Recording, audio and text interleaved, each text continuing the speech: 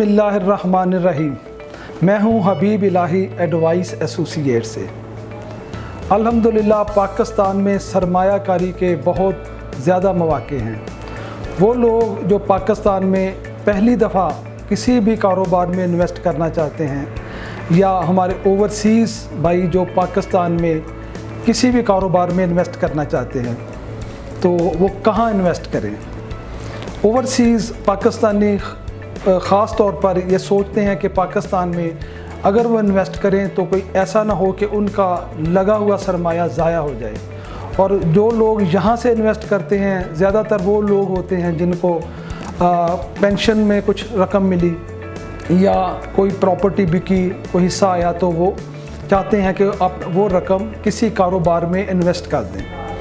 तो अब चूँकि काफ़ी ज़्यादा कारोबार हैं और हर कारोबार में काम करने के लिए सरमाया लगाने के लिए एक तजर्बा दरकार है, तो रियल एस्टेट एक ऐसा सेक्टर है जिसमें आप बग़ैर किसी तजर्बा के थोड़ी सी मालूमात हासिल करके सरमायाकारी कर सकते हैं। और ये जो आप सरमाया लगाएंगे ये ना सिर्फ सरमाया महफूज रहेगा बल्कि इसमें आपको एक इंतहाई मुनासिब रकम रिटर्न भी आएगी प्रॉफिट की शक्ल में और महाना इनकम भी मिलती रहेगी। बहुत से लोग ऐसे हैं जो कहते हैं जी हमने रियल एस्टेट सेक्टर में इन्वेस्टमेंट की और हमें नुकसान हो गया। अगर आपको भी नुकसान हुआ है तो हम बताएंगे कि ऐसा क्यों है और जो लोग नई इन्वेस्टमेंट करना चाह रहे हैं रियल एस्टेट में वो किन चीज़ों को मद्देनज़र रखें ताकि उनको नुकसान ना हो। तो आखिर तक वीडियो देखिएगा ताकि आप जान सकें कि रियल एस्टेट सेक्टर में ही क्यों इन्वेस्टमेंट करनी है और नुकसान से कैसे बचना है।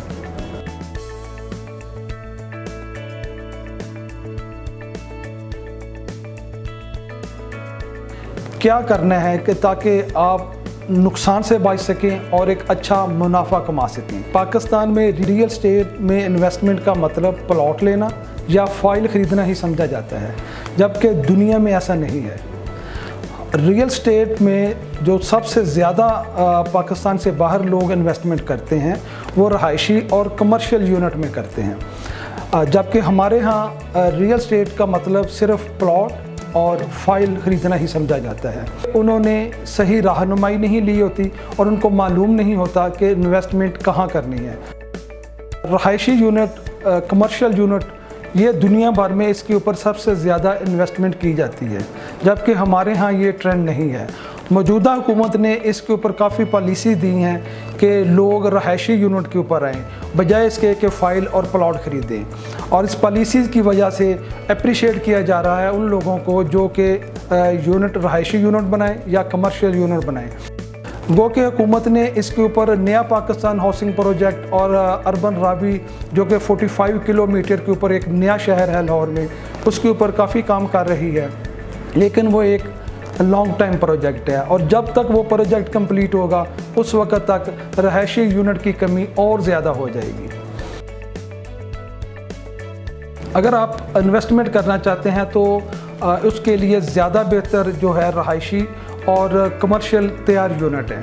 उसमें ये होता है कि जो आपने इन्वेस्टमेंट लगाई, एक तो आहिस्ता आहिस्ता आपकी इन्वेस्टमेंट जो है वो बढ़ती रहती है, उसमें इजाफा होता रहता है लगी हुई रकम में, क्योंकि कीमत वहाँ पे बढ़ेगी तो 2 साल 4 साल के बाद उस प्रॉपर्टी की कीमत भी बढ़ जाएगी।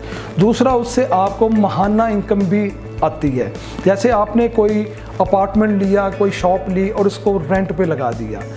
आम तौर पर रावलपिंडी, इस्लामाबाद में या पाकिस्तान में ज़्यादा बड़े शहरों में अगर आप 1 करोड़ रुपए की इन्वेस्टमेंट करते हैं तो उसके ऊपर आपको 50 से 70 हज़ार रुपया महाना इनकम हासिल होती है।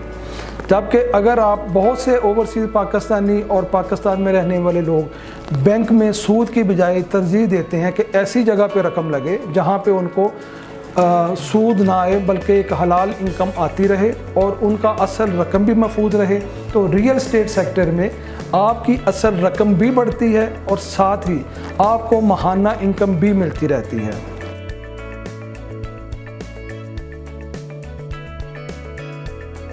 आप किसी भी जगह रावलपिंडी में, इस्लामाबाद में लेना चाहते हैं कोई भी इस तरह की चीज़, तो हम आपको इंशाअल्लाह ताला इस सिलसिले में जो भी होगा बेहतरीन गाइड करेंगे।